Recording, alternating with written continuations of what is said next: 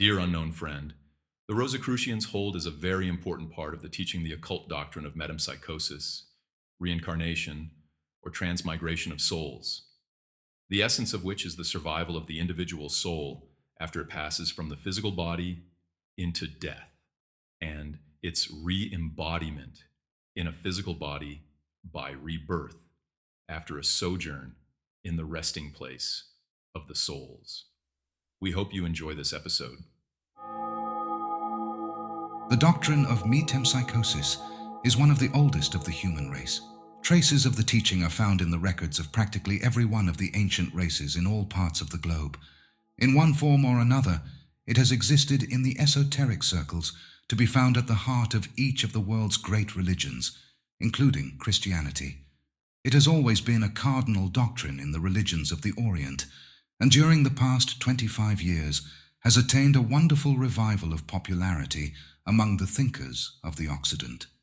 The Rosicrucians' teachings hold that the evolution of man has been accomplished not alone by the general evolutionary trend of the race, by which it moves forward from generation to generation, but also by the advance and ascent caused by the improvement in the reincarnating individual soul, each step of rebirth tending upward and onward. As a writer has said, the teachings hold that evolution is caused by the soul striving, struggling, and pressing forward toward fuller and still fuller expression, using matter as a material, and yet always struggling to free itself from the confining and retarding influence of the latter. The struggle results in an unfoldment, causing sheath after sheath of the confining material bonds to be thrown off and discarded, as the spirit molds matter to serve its higher purposes. Evolution is but the process of birth of the imprisoned spirit, unfolding and extricating itself from the web of matter in which it has been involved and enfolded, and the pains and struggles are but incidents of the spiritual parturition. The Rosicrucians have no special, distinctive theories concerning metempsychosis, but on the contrary, accept the general teaching of the ancient occultists concerning re-embodiment of the soul. They regard rebirth as just as natural as birth, and consider that the race has at its disposal a vast volume of actual experiences of individuals which conclusively proves the truth of the doctrine. In fact, the Rosicrucian teachers make no attempt to argue the question with the student, but rather present the teaching as it comes to them, backed up by the wealth of authority on the part of the ancient schools, and fortified by the innumerable personal recollections on the part of individuals. In most cases, the student himself has an intuition of the truth of the doctrine in the first place, and often has a greater or lesser degree of recollection of his former lives on earth. Metempsychosis has always been the accepted belief of many of the most intelligent members of the race. It is found to have been the inner doctrine of the ancient Egyptians, and was held in the highest regard by the great thinkers of the ancient Western world, such as Pythagoras, Empedocles, Plato, Virgil, and Ovid. Plato's teachings were filled with the doctrine. The Hindu philosophies are based upon it. The Persian magi held implicitly to it. The ancient Druids and the priests of Gaul taught it. Traces of the doctrine are found in the records of the ancient races of the Aztecs, the Peruvians, and other old peoples of the New World. The Eleusinian mysteries of Greece, the Roman mysteries of the Temple, the inner doctrines of the Kabbalah of the Hebrews, all were based upon the doctrine of metempsychosis. The early Christian fathers, the Gnostics and Manichaeans and other early Christian sects, believed in it. The great philosophers, ancient and modern, treated it with respect, if indeed they did not fully accept it in many cases. The following quotations from modern authorities give an idea of the importance attached to the doctrine by modern thinkers. Hedge says, "Of all the theories respecting the origin of the soul, metempsychosis seems to me the most plausible, and therefore the one most likely to throw light on the question of the life to come." James Freeman Clarke says, "It would be curious if we would find science and philosophy taking up again the old theory of metempsychosis, remodeling it to suit our present modes of religious and scientific thought, and launching it again on the wide ocean of human belief. But stranger things have happened in the history of human opinions. Professor Knight says, if we could legitimately determine any question of belief by the number of its adherents, the decision would be in favor of metempsychosis rather than to any other. I think it is quite as likely to be revived and to come to the front as any rival theory. Professor Bowen says, it seems to me a firm and well-grounded faith in the doctrine of Christian metempsychosis might help to regenerate the world. For it would be a faith not hedged around with many of the difficulties and objections which beset other forms of doctrines, and it offers distinct and pungent motives for trying to lead a more Christian life and for loving and helping our brother man. The doctrine of metempsychosis may almost claim to be a natural or innate belief in the human mind, if we may judge from its wide diffusion among the nations of the earth and its prevalence throughout the historical ages. E.D. Walker says, when Christianity first swept over Europe, the inner thought of its leaders was deeply tinctured with this truth. The Church tried effectually to eradicate it, but in various sects it kept sprouting forth beyond the time of Erigena and Bonaventura, its medieval advocates. Every great intuitional soul, as Paracelsus, Boehme and Swedenborg, has adhered to it. The Italian luminaries, Giordano Bruno and Campanella, embraced it. The best of German philosophy is enriched by it. In Schopenhauer, Lessing and Fichte the Younger, it is earnestly advocated.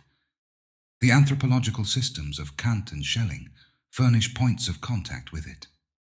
The younger Helmont adduces in 200 problems all the arguments which may be urged in favor of the return of souls into human bodies, according to Jewish ideas.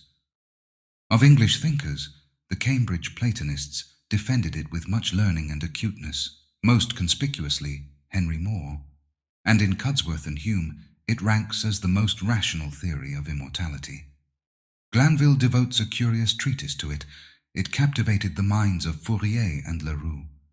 André Pezzani's book on the plurality of the soul's lives works out the system on the Roman Catholic idea of expiation. But better than all the opinions and shades of belief found among the great writers and teachers concerning this important subject is the inner conviction of all souls which have reached a certain stage of spiritual enfoldment, the conviction that I have lived before. Such a conviction and intuitive belief, based upon the reawakening of dim memories, is worth more to an individual than tons of printed opinions on the subject. A writer has said on this point, who has not experienced the consciousness of having felt the thing before, of having thought it at some time in the dim past, who has not witnessed new scenes that appear old, very old, who has not met persons for the first time, whose presence has awakened memories of a past lying far back in the misty ages of long ago, who has not been seized at times with the consciousness of a mighty oldness of soul, who has not heard music, often entirely new compositions, which somehow awakened memories of similar strains, scenes, places, faces, voices, lands, associations, and events, sounding dimly on the strings of memory as the breezes of the harmony float over them. Who has not gazed at some old painting or piece of statuary with the sense of having seen it all before? Who has not lived through events which brought with them a certainty of their being merely a repetition of some shadowy occurrences away back in lives lived long ago? Who has not felt the influence of the mountain, the sea, the desert, coming to them when they are far away from such scenes, coming so vividly as to cause the actual scene of the present to fade into comparative unreality? Who has not had these experiences? Sir Walter Scott once made the following observation in his diary.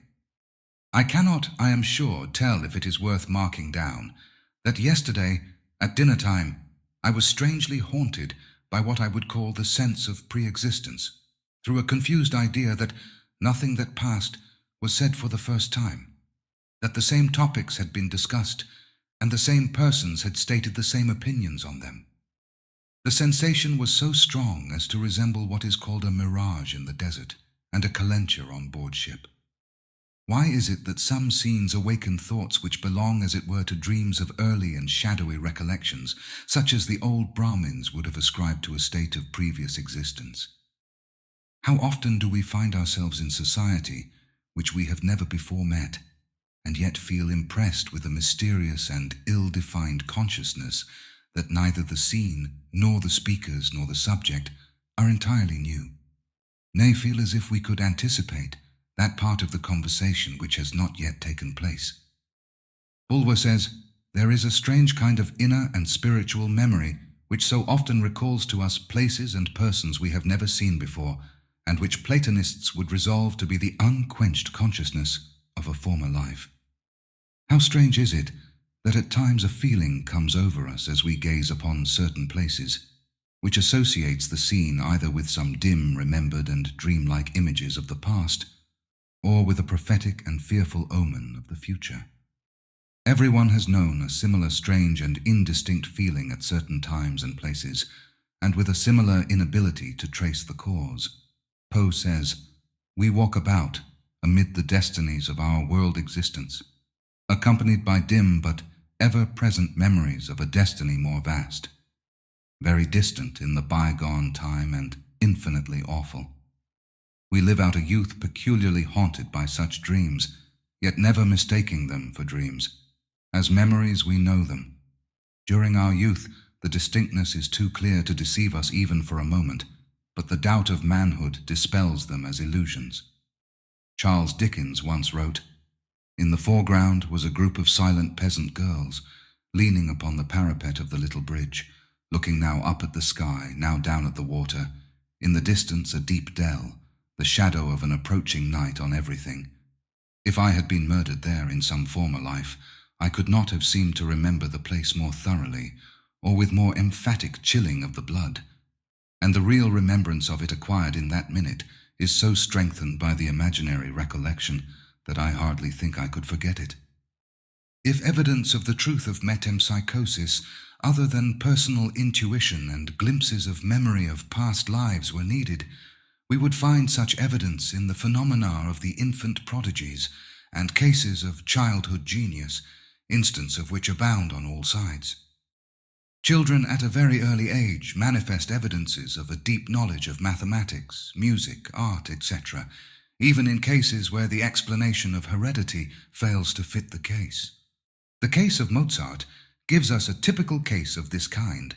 The child, Mozart, at the age of 4, was able not only to perform difficult pieces of music on the piano, but also to compose original works of merit.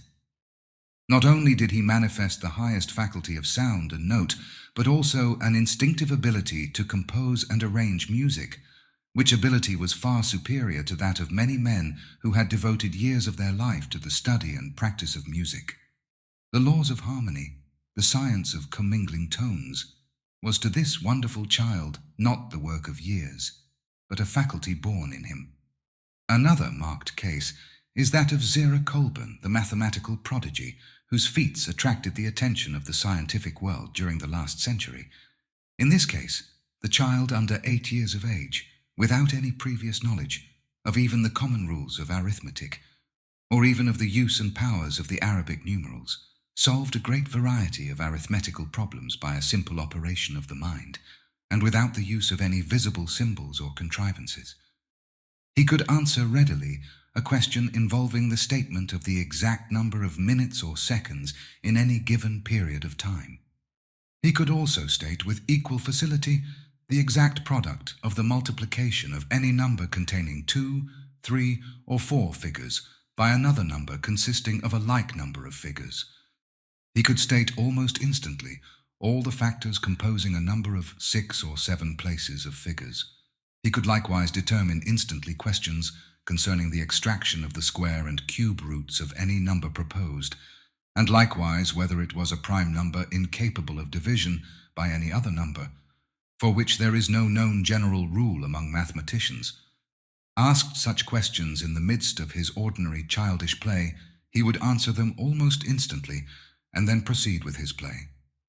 This child once undertook and completely succeeded in raising the number 8 progressively up to the 16th power, in naming the result 281,474,976,710,656, he was absolutely correct in every figure.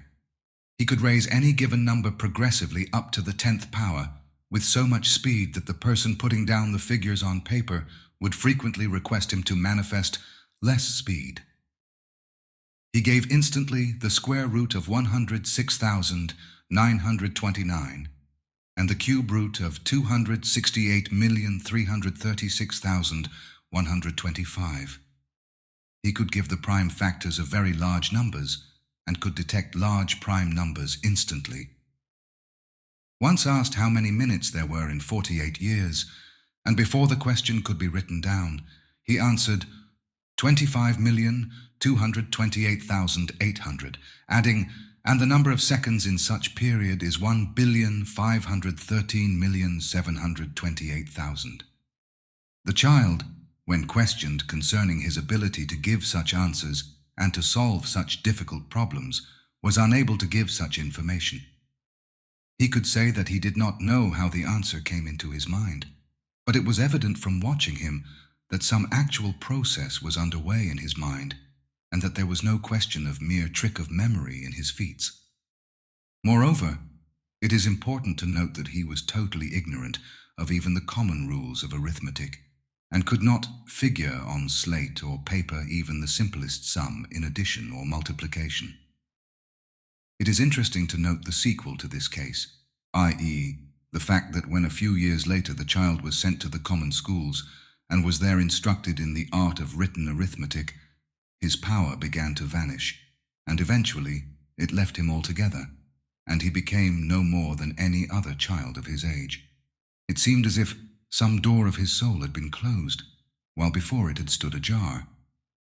The Rosicrucians teach that the human soul is on the path of progress, learning the lessons of life and experience, life after life, and storing away the essence of these impressions which go to form the basis of the character of the individual when he is reborn. The rebirth, or the conditions thereof, are not forced upon the individual soul, according to the Rosicrucian teachings, but on the contrary, the individual soul is attracted toward rebirth by reason of the presence of certain desires in its character, or rather, by reason of the essence of its desires. It is reborn into certain environments solely because it has within itself certain unsatisfied desires, which could be satisfied only in just those environments. The operation of the law of attraction is justly regular here, as in the attraction of the atoms of matter. Each soul contains within itself the attracting force of certain sets of desires, and this force attracts to the soul certain conditions and experiences, and also attracts such experiences and conditions to the soul. There is no element of punishment or of injustice in the operation of this law, for it gives to each soul just what the soul requires to meet its indwelling unsatisfied desires, or else the conditions and experiences which will serve to burn out of the soul certain desires which are holding it back in its progress, the destruction of which will make possible future advancement. The Rosicrucians teach that the individuals of any subrace who have outstripped their fellows in spiritual unfoldment are still bound by race ties to their brothers left behind, that is, up to a certain point. In many cases, such individuals are compelled until the great body of the subrace moves up to the position of the individual. But such individuals are not compelled to undergo a needless repetition of births and rebirths during this waiting period. But instead, they spend the period on some exalted plane on which they come in contact with advanced souls and higher beings who act as their teachers. In some cases, these advanced individuals consent to return to earth life as great teachers in order to aid in the general progress of the subrace. The teaching is that among us today, many of such advanced and self-sacrificing souls are dwelling, aiding in the general uplift. The Rosicrucian teachings concerning the value of experiences in each earth life are well illustrated by the following quotation from a leading writer who says, "Many object to the doctrine of rebirth on the ground that the experiences of each life, not being remembered, must be useless and without value. This is an erroneous view of the subject, for while such experiences may not be fully remembered, yet they are not lost to us at all, but really form a part of the material of which our minds are composed. They exist in essence in the form of feelings, characteristics, inclinations, likes and dislikes, affinities, attractions, repulsions, etc., and are in this form just as much in evidence in our lives as are the experiences of yesterday which are well remembered. Look back over the years of your present life and try to recall the experiences of 1 year ago, 5 years ago, 10 years, 20 years, 30 years, and as much further back as you care to go. You will find that you can remember but few of the events of your life. The experiences of most of the days in which you have lived have been almost completely forgotten. Though these experiences may have seemed very vivid and real to you when they occurred, still they have faded into nothingness now, and they are to all intents and purposes lost to you, but they are not lost. Remember, you are what you are today by reason of these very experiences which you now fail to remember. They exist in your character and have helped to mold and shape it. The apparently forgotten pains, pleasures, sorrows, and happinesses are active factors in the formation and maintenance of your character of today. This trial strengthened you along certain lines. That one changed your point of view and made you see things with a broader vision. This grief caused you to feel the pain of others. That disappointment spurred you on to new endeavors, and each and every one of them left a permanent mark upon your personality, upon your character. All men and women are what they are by reason of what they have gone through, have lived out and outlived. And though these happenings, scenes, circumstances, occurrences, experiences have faded from the memory, their effects are indelibly imprinted upon the fabric of the character, and the individual of today is different from what he would have been had the happenings or experience not entered into his life.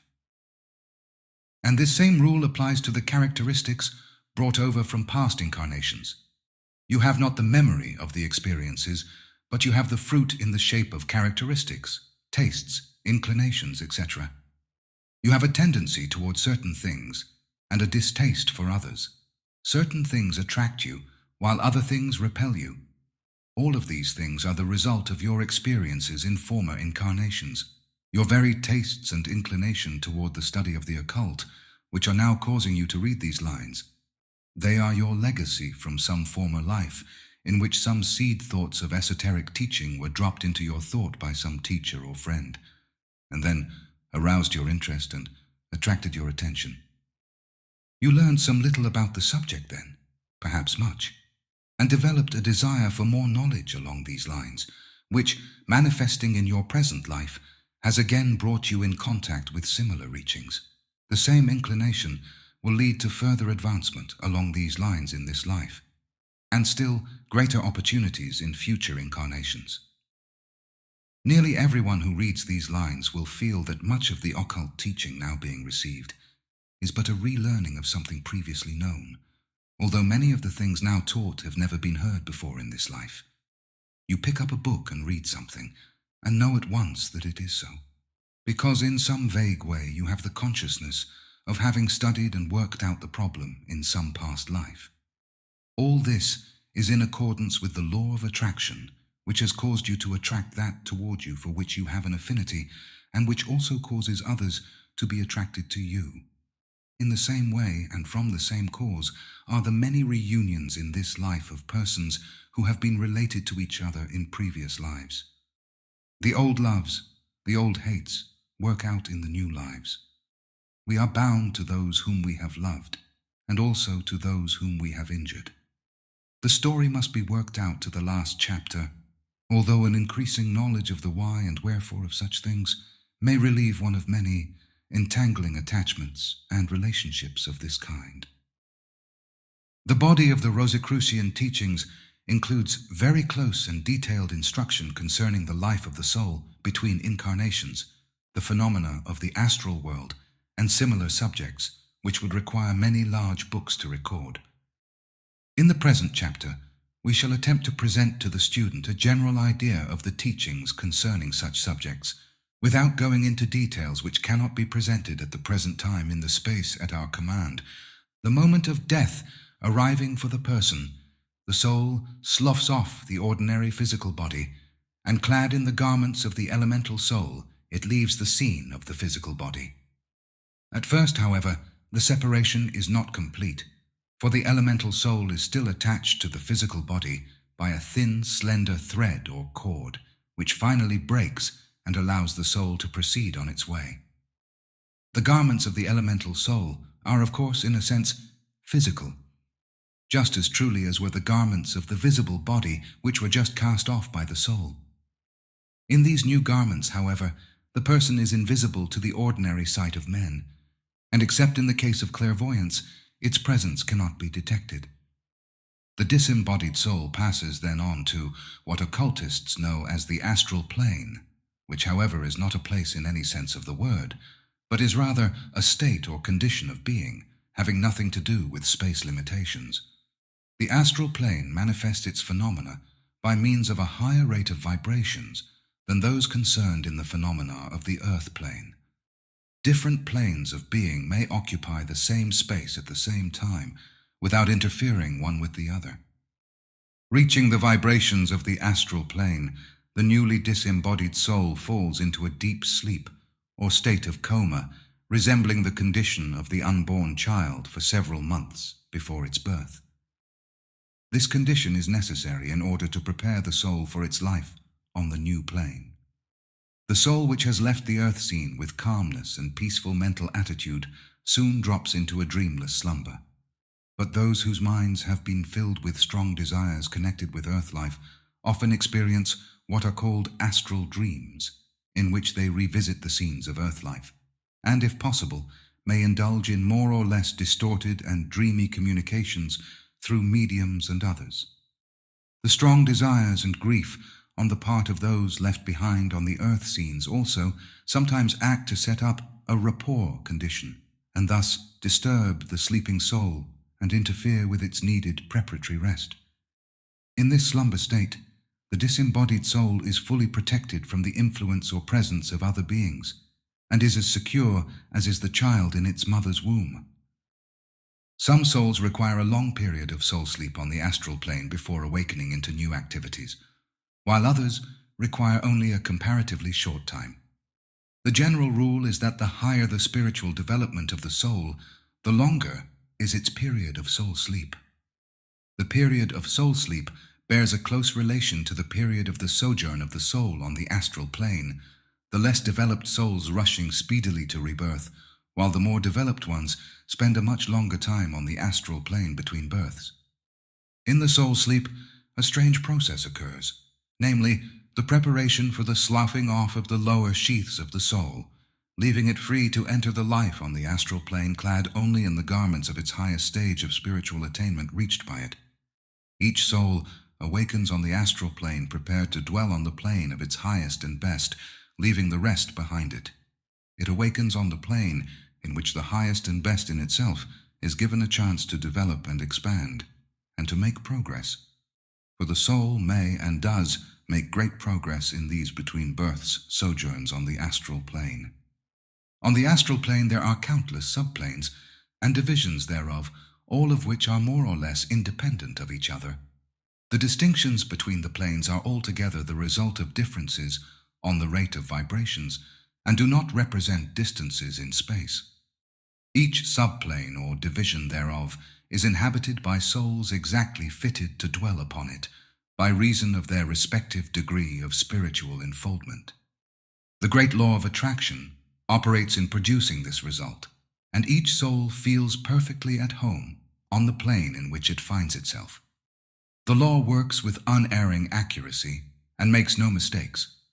By certain fixed natural laws, each soul is restricted to the realms of its own subplane or division of the astral plane, except that it may, if it desires, visit the planes beneath its own, but it cannot visit those higher than its own.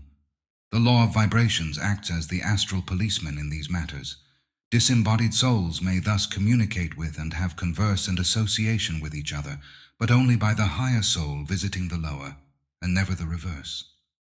The scenery and environment of the various subplanes of the astral plane correspond with the ideas and beliefs of the souls occupying them. The Indian may find his happy hunting ground much more truly than some people would have us think. The thoughts and ideals of the soul is reflected upon the receptive substance of the astral plane, and each soul, in a certain sense, is the creator of its own environment and world. By its thought forms it builds itself a congenial world. The soul makes progress during its sojourn on the astral plane and prepares itself for a better and happier environment upon rebirth. During that sojourn, it assimilates and digests the experiences of its last earth life and learns the true lessons of such experiences, and these are reflected in the new character which it is forming. Past mistakes are seen, and the true meaning of many puzzling experiences are perceived. The soul, thus, takes stock of itself, and is better prepared to meet the conditions of its next earth life. On the astral plane, the soul also receives the aid and assistance of some of the great spiritual teachers of the race, whose chosen occupation is to administer to the wants of the pained and suffering souls who are striving to find the way out of their troubles and mistakes. Not only do these teachers administer to the strictly spiritual wants of the soul seeking their help, but in many cases the soul is given the advantage of great assistance in chosen occupations such as art, science, music, invention, etc., from advanced congenial souls ready and willing to help strugglers on the path. Many an artist, musician, writer, or inventory has come into rebirth greatly benefited and improved by reason of contact with such helpers of the astral plane. Finally, after the longer or short period of sojourn of the soul upon the astral plane, the duration of which depends upon the degree of spiritual development of the soul, there comes to it the first dawn of a new state or condition, known to occultists as the second soul sleep, or slumber, in which the soul is prepared for its new birth on earth, which is coming to it.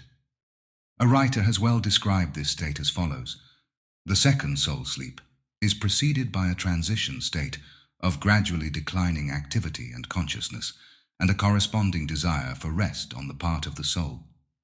The natural processes of the astral plane nearing their close, the soul begins to experience a feeling of lassitude and weariness, and instinctively longs for rest and repose. It finds that it has lived out the greater part of its desires, ambitions, and ideals, and in many cases has also outlived them.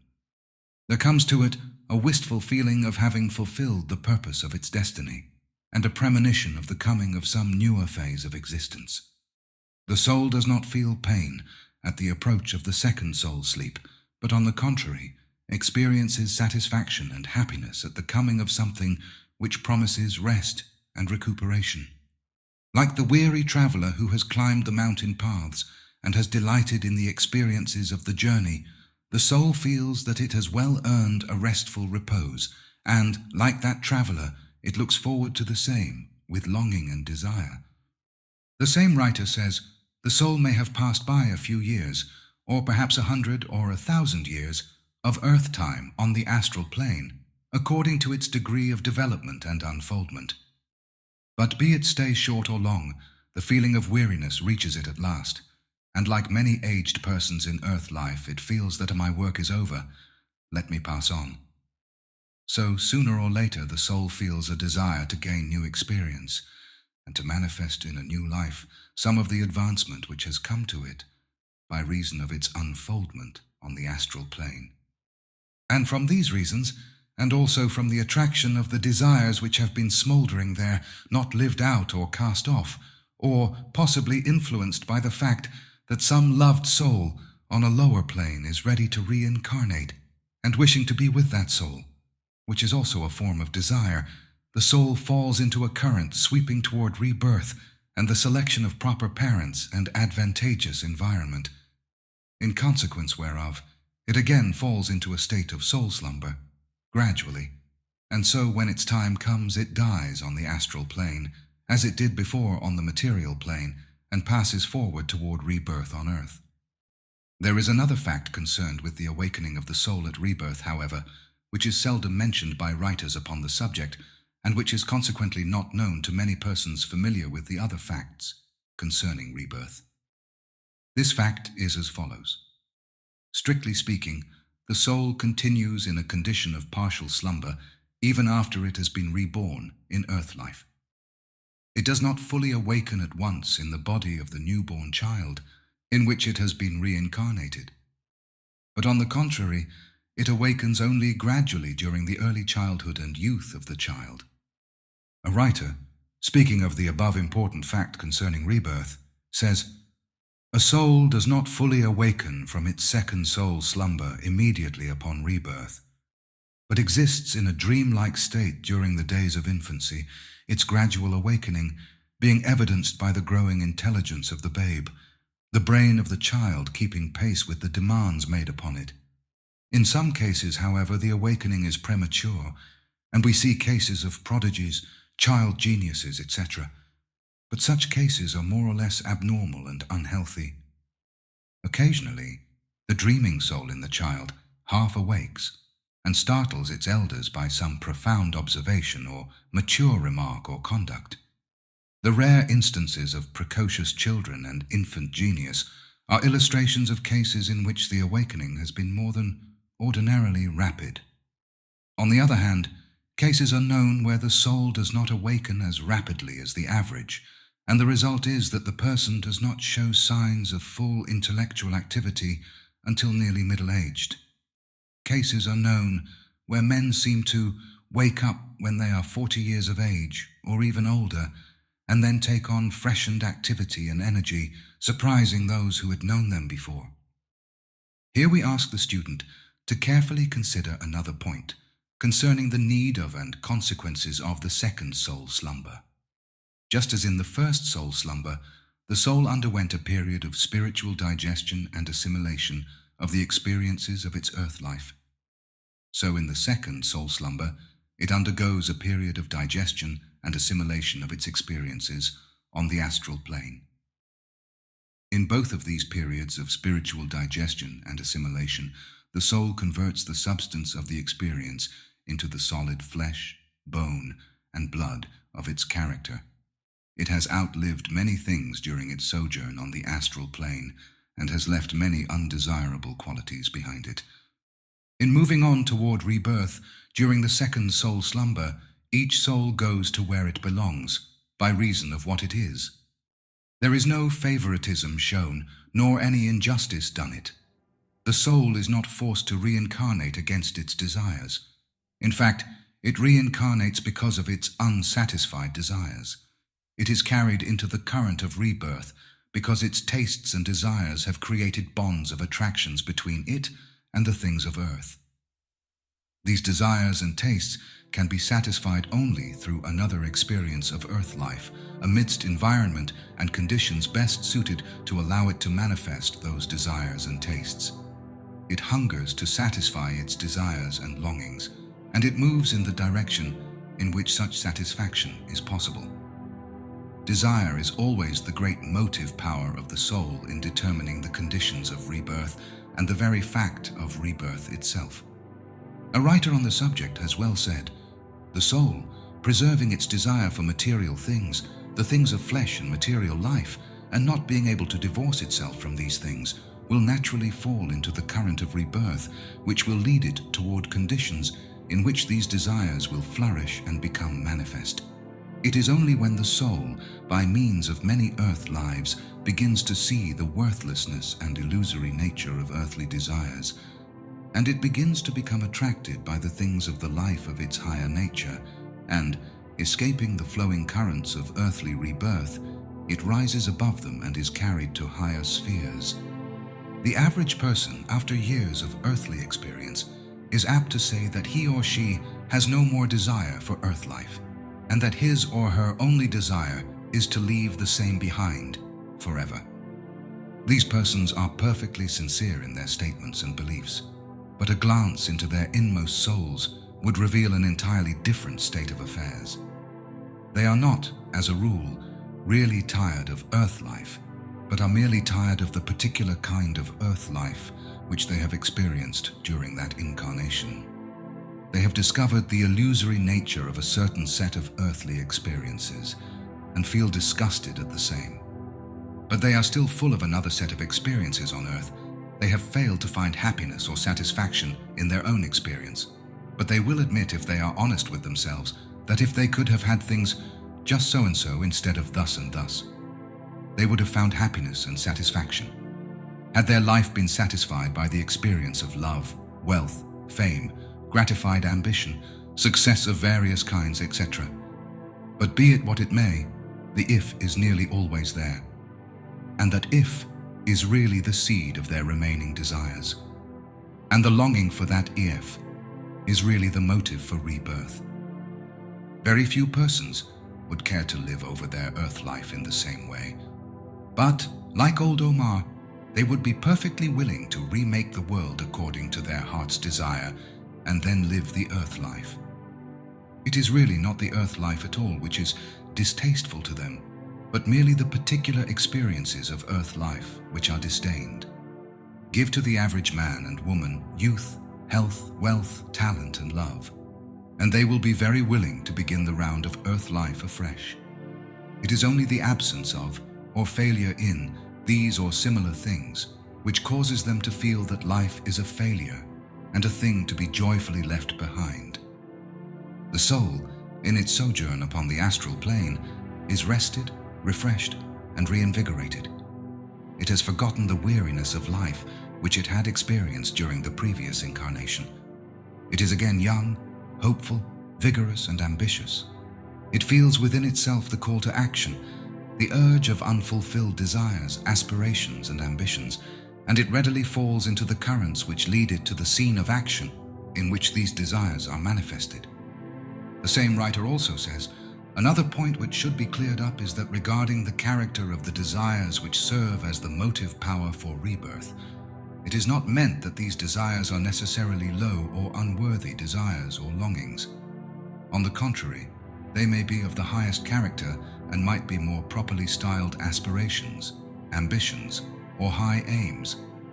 But the principle of desire is in them all. Desires, high and low, are the seeds of action. And the impulse toward action is always the distinguishing feature of desire. Desire always wants to have things, or to do things, or to be things. Love, even of the most unselfish kind, is a form of desire. So is aspiration of the noblest kind. A desire to benefit others is as much a desire as its opposite.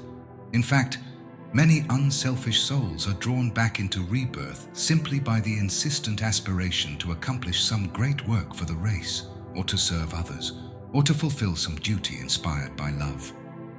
But, high or low, if these desires are connected in any way with the things of earth, they are rebirth motives and rudders.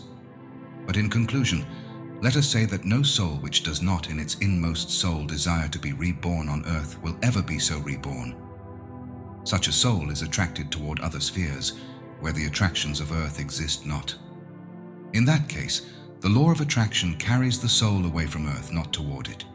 There are many souls which are now on the astral plane, undergoing the final stages of the casting off of the earthly bonds.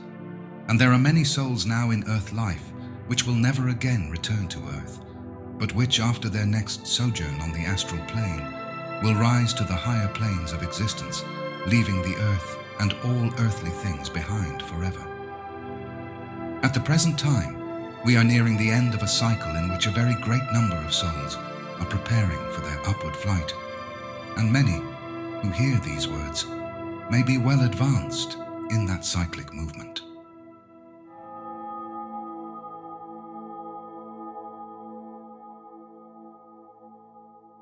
Thank you for joining us today. We hope you found this lecture helpful. Until next time, thank you and namaste, the philosophers of the living fire.